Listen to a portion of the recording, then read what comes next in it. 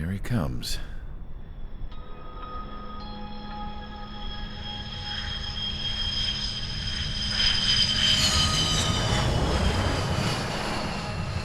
Mihai's looking worse. Thank God he has his granddaughters here to help him out.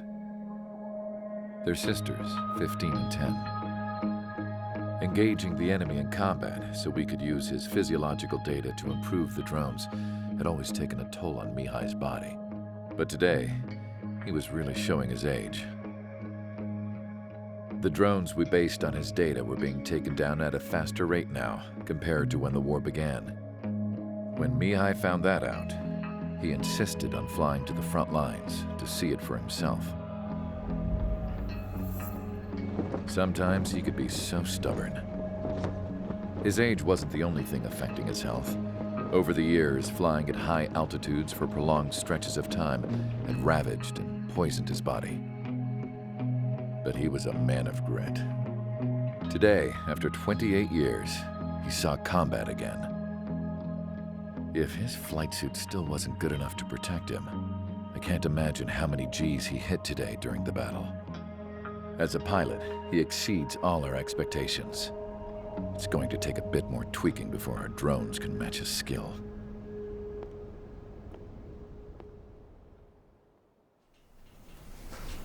How penal is this penal unit, you ask? This place is a shithole. If you took the stink of all the corruption in the world, then corralled it all in one place, that would give you a pretty good idea of what the air smells like around here. We got all kinds of critters, too. Everything from flea-ridden guards, rabid dogs, and a mechanic doing the stretch for life. I can't forget the rats. Yeah, we got those. And some pilots who got their wings clipped, too. One's a great pilot, but a lousy thief. One's a gambler with no luck. And one's an anarchist with no balls. Their job here was to rev the engines on the fake runways. The idea was for Aruja's spy satellite to pick up the heat sig. Even though there weren't any real fighters here, it looked like it on their infrared. I bet you're wondering, if Aruja lost the war, how come they still have a spy satellite? Because someone over there was smart enough to train a bunch of computer nerds to hack into half of Osia's satellites. That's how come. Every now and again, I'd try to bust out. And every single time, those damn dogs would drag me right back. When I was in my cell, I'd hear this voice coming from the guards room. It was the Arusian princess rallying her people on the Arusian national broadcast. All us prisoners had become big fans of hers. You want to hear something funny? The guards were big fans too. I swear to God, every time she was on the air, they'd turn up the volume on the radio and sit there listening. I could see how someone like her could win the hearts and minds of soldiers and workers alike. When the princess said something, you could tell she meant every word. Lately, she'd been having more fun with her speeches, and that made her seem even more charming. You could say her charm was like a virus. Whenever she'd point out stuff that was wrong with Osia, the prisoners in here went nuts. Hell, if anyone knew how messed up Osia was, it was the prisoners. They'd shout, "Burn Osia down." No way am I just gonna sit here and rot away in this hellhole. Dark blue. Instead of building fake-ass planes to trick Aruja, I'm gonna build one that'll really take off. You can count on that.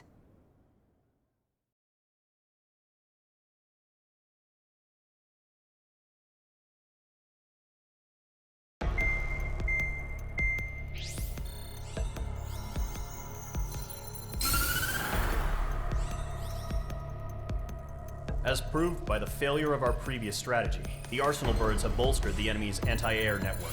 This will be difficult to overcome.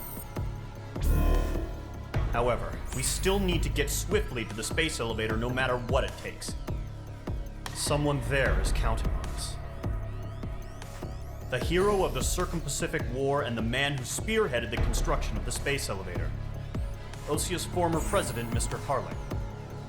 Mr. Harling was inspecting the elevator when the war broke out.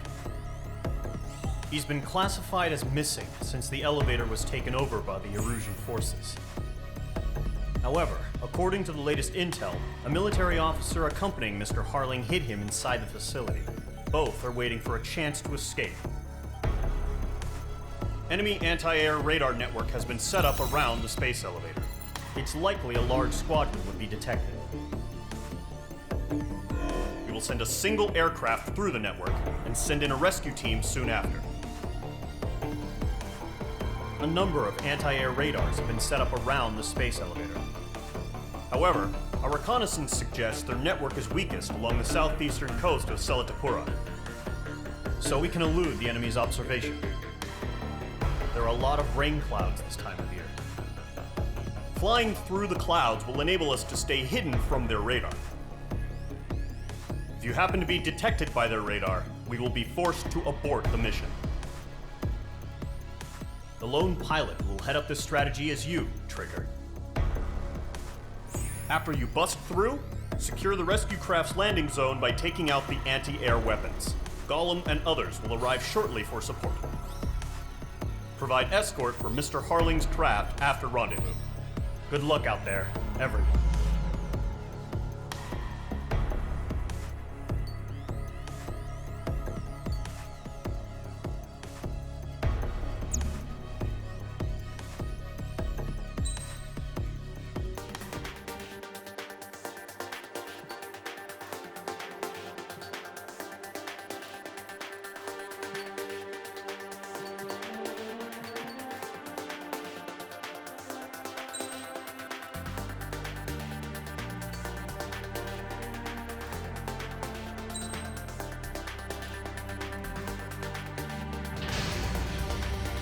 Aircraft preparations complete. Sortie ASAP.